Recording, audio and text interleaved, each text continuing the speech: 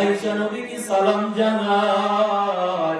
নবীর ডাক দেয়া কয় পয়গম্বর, আল্লাহ আপনাকে ইখতিয়ার দান করেছে। বলে কি ইখতিয়ার দান করেছে? বলে ও নবী, যদি আপনি দুনিয়ায় থাকতে চান থাকতে পারবেন, আর যদি চলে যেতে চান তাও পারবেন, তবে আপনি অনুমতি না দেওয়া পর্যন্ত আপনার রূহ কবজ করার ক্ষমতা আমার আজরাইলের নাই। আল্লাহু আকবার। এলাকার মুসলমানেরা জিবরাইলকে ডাক দেয়া কয়, জিবরাইল, এতদিন আমি দুনিয়ায় ছিলাম, আমার উম্মতের দেখাশোনার দায়িত্ব আমার ছিল, আমি দেখেছি আমি নবী চলে যাব, বড় আমার উম্মতের দেখাশোনা কে করবে? আল্লাহ ডাক দেয়া কয়, হাবিব, চিন্তা করবেন না, আপনি আমার দিদারে চলে আসবেন, আপনার উম্মতের দেখাশোনার দায়িত্ব আমি আল্লাহই নিয়ে নিলাম। এবার আল্লাহ নবী ডাক দেয়া কয়, জিবরাইল, তুমি তো আল্লাহর কাছাকাছি থাকো, আল্লাহর হাবদা বুঝো, আসার সময় আল্লাহকে কেমন দেখে আসলে একটু বলো। আল্লাহ নবীর জবাবে জিবরাইল ডাক দেয়া কয়, পয়গম্বর, বন্ধু যখন বন্ধুকে ফোন করে, টেলিফোন করে জানায়, ও বন্ধু, আমি অমুক দিন তোমার বাড়িতে আসবো, তোমার সাথে খানা খাইবো, তোমার সাথে ঘুরবো, তোমার সাথে আড্ডা দিব, তোমার সাথে আমি আনন্দ করব, ওই বন্ধুর দিলের মধ্যে যেমন কেমন অপেক্ষার সময় শেষ হয় না, কখন বন্ধু আসবে, বন্ধুর সাথে সময় কাটাবে। আল্লাহ নবী ডাক দিয়া কয়, জিবরাইল, সরাসরি বলো আমার আল্লাহ কি হালাত? জিবরাইল ডাক দিয়া কয়, পয়গম্বর, আমি তো আল্লাহর কাছাকাছি থাকি, আল্লাহ আল্লাহ বুঝি, আমি আল্লাহকে এতটা আগ্রহ নিয়ে, অধিক আগ্রহ নিয়ে থাকতে আর কোনোদিন দেখি নাই। কেমন যেন আপনার দিদারের অপেক্ষা আমার আল্লাহ তাআলা অপেক্ষমান হয়ে আছে। আল্লাহ নবী ডাক দিয়া কয়, আজরাইল রে, তাড়াতাড়ি করে আমার জানটা কবজ করে নে, আমার মালিক যদি আমার দিদারের অপেক্ষায় থাকে আর কিছুই চাই না। এই কথা বলে আল্লাহর নবী এভাবে হাতটাও উপরের দিকে উঠায়, জিবরাইল নবীর বুকের উপরে হাতটা দিল।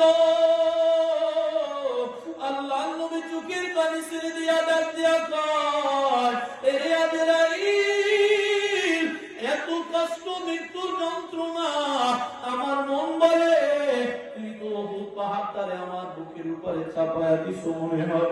আল্লাহ নবীর জবাবে আজরাইল ডাক দিয়া কয়, পয়গম্বর, এই কষ্টের অভিযোগ যদি আমার আল্লাহ জানে, আমার অবস্থা খারাপ হয়ে যাবে। ও নবী, আমি তো আমার হাতটা মাত্র রাখলাম, আর কিছুই না। তোমার হাতে যদি এতই ওজন হয়, তাহলে মরণ যন্ত্রণাটা জানি কত কঠিন হয়।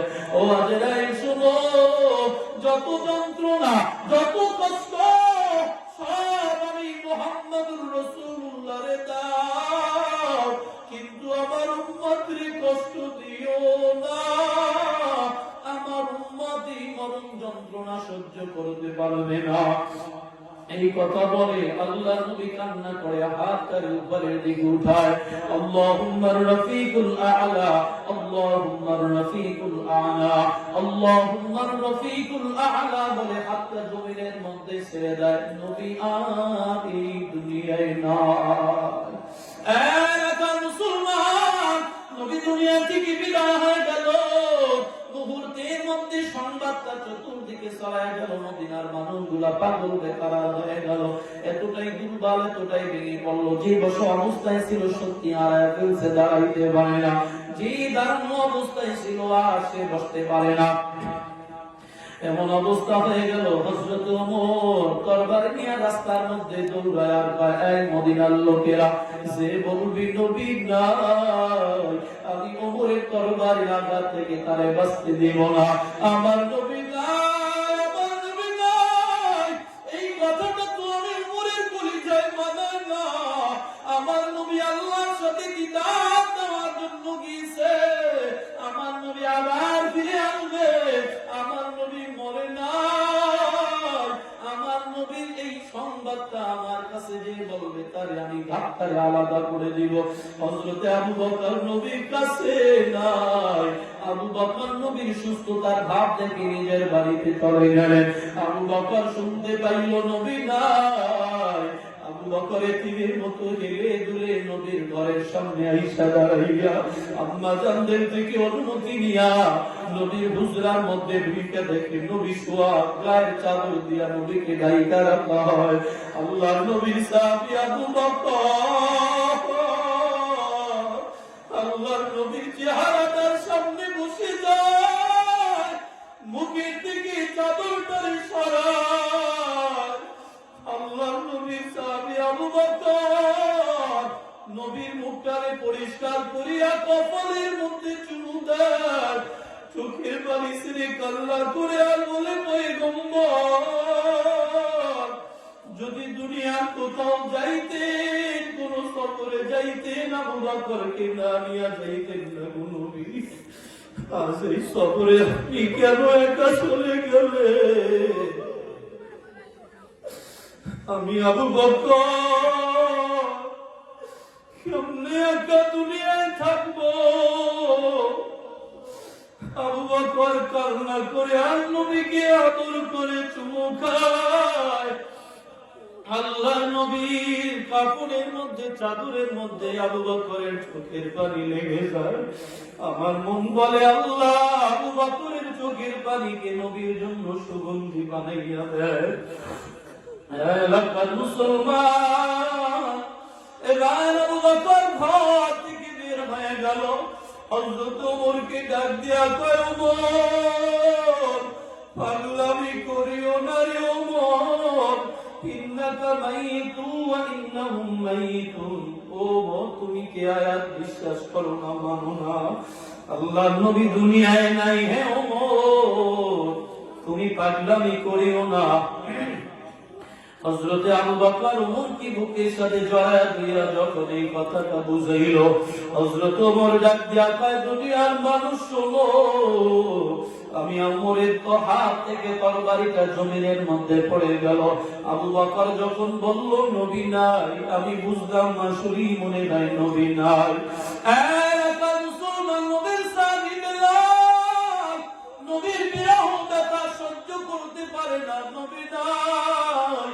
ওই বেলাল নিজে গাটুরি গুছায়। আবু বকর ডাক দেয়া কয়, বেলাল কোথায় যাও? নবীও নাই, তুমিও নাই। ও বেলাল তুমিও যদি চলে যাও, বলো কি আজান দিবে, কার আজান আমরা শুনবো? বেলাল ডাক দিয়া কয়, আবু বকর তুমি কি জানো না, আমি তো নবীর জন্য আজান দিতাম। আমি আজান দিব আর আমার নবী শুনবে না, আমার নবী থাকবে না, এটা তো হতে পারে না। কার জন্য আমি আজান দিব, আমার নবী তো নাই। এই কথা বলে বিলাল গাটুরি গুছাইয়া চলে যায়, চলে যায় দূরে, বহু দূরে চলে যায়। বেশ কিছুদিন যাওয়ার পর আল্লাহ নবীর সাহাবী বেলাল রাতের বেলা ঘুমায়। এই ঘুমের মধ্যে স্বপ্ন দেখে নবী ডেকে ডেকে বলে, রে বেলাল এই দুনিয়া কানাসে কানাসে কত মানুষ, দূর দূরান্ত থেকে কত মানুষ আমার রওজার সামনে এসে আমার নবীকে সালাম জানায়। ও বেলাল তোমার কি মনে চায় না আমি নবীর রওজার পাশে একটা বার দাঁড়াইতে? আমার জন্য কি তোমার মায়া নাই? হযরত বেলাল যখন ঘুমের মধ্যে স্বপ্ন দেখলে হঠাৎ করে ঘুম ভেঙে গেল। বেলাল আর সহ্য করতে পারল না, আবার গাটুরি গুছাইয়া দামেস্ক থেকে রওনা করলো সেই নবীর দিকে, নবীর রওজা মদিনার দিকে। হযরত বেলাল আবার যখন সেখান থেকে মদিনায় এসে হাজির হলো, এলাকার যুবক নবীর প্রেম কেমন ছিল জানো? ওই বেলালের আগমন দেখে ছোট ছোট বাচ্চারাও পর্যন্ত কান্না করে আর বলতে লাগলো, রে মা তাকাইয়া দেখো নবীজির বেলাল বহুদিন পরে মদিনায় আগমন করেছে। মা ও মা বেলাল যদি নবীতে আজান দেয়, আমাদের মন বলে নবীও মনে হয় মদিনায় আবার ফিরে আসবে। সমস্ত মানুষগুলো ঘর থেকে বের হয়ে গেল বেলালকে দেখার জন্য। সবাই ঈশা ধরাধরি করলো, বেলাল তুমিও নাই, নবীও নাই, তোমার আজান শুনি না রে বেলাল। মসজিদে আজান হয় কিন্তু তোমার আজানের মতো হয় না রে বেলাল। ও বেলাল একটু তাড়াতাড়ি করে আজান দাও, তোমার আজান শুনতে মনে চায়। বেলাল কয়, মদিনার লোকেরা রে, আমি কার জন্য আজান দিব? আমি নবীর নবীর জন্য আজান দিতাম, আজ আজান দিব আর নবী নামাজের মুসাল্লায় দাঁড়াবে না, নবী ইমামের জায়গায় দাঁড়াবে না, এটা তো হতে পারে না। আমি আর আজান দিতে পারবো না। সবাই মিলে যখন অনুনয় বিনয় করে ধরাধরি করলে, অনুরোধ করলো, শুনলো না। সবাই ডাক দিয়া কয়, হাসান হুসাইনকে খবর দাও। হাসান হুসাইন ঈসা ডাক দিয়া কয়, ও বেলাল, আমাদের দিকে তাকাইও কি নানার কথা মনে হয় না রে বেলাল? বেলাল তাকাইয়া দেখো, আমরা নবীর কলিজা টুকরা হাসান হুসাইন হাজির। আজ নানা নাই, তোমার আজান শুনতে পাই না রে বেলাল, একটু আজান দাও, তোমার আজান বড় শুনতে মনে চায়। হযরত বেলাল নবীর নাতিদের আবদার রক্ষা করার জন্য যখন দাঁড়াইয়া আজান শুরু করে দেয়, আল্লাহু আকবার, আল্লাহু আকবার, আশহাদু আন লা ইলাহা ইল্লাল্লাহ, আশহাদু আন্না মুহাম্মাদার রাসূলুল্লাহ, এই বাক্যটা যখন বেলাল বলল, বেলালের আর হুঁশ নাই, তার করে বেলাল জমিনের মধ্যে পড়ে গেল। কি ব্যাপার ও বেলাল, কেন তুমি আশহাদু আন্না মুহাম্মাদার রাসূলুল্লাহ বলতে গিয়া পড়ে গেল? বেলালকে যখন হুঁশিয়া না হলো, জিজ্ঞেস করা হলো, ও বেলাল, কেন এমন অবস্থাটা হলো এই মুহূর্তে বলো। আল্লাহ নবীর সাহাবী বেলাল ডাক দিয়া কয়, মদিনার লোকেরা শোনো, আমি আযান যখন দিতাম, আশহাদু আন্না মুহাম্মাদার রাসূলুল্লাহ বলে ঘাটটা যখন ডান দিকে ফিরাইতাম, আমি তাকায় দেখতাম আমার নবী মিম্বরে বসে বসে আমার দিকে তাকায় থাকতো। আমি বেলালের আযানটারে শুনতো রে। আমি আজ যখন তাকাইলাম দেখি নবী নাই, আমি বেলাল আর সহ্য করতে পারি নাই। ওই বেলাল আবার রওজার পাশে দাঁড়াইয়া রওজাটারে শক্ত করে ধরে ডাক দেয়, কয়, পয়গম্বর, যেই মদিনায় তুমি নাই, ওই মদিনায় কেন আবার তোমার বেলাল ফিরায় আল্লাহর নবী? আমি তো তোমার বিরহ দেখা সহ্য করতে পারি না।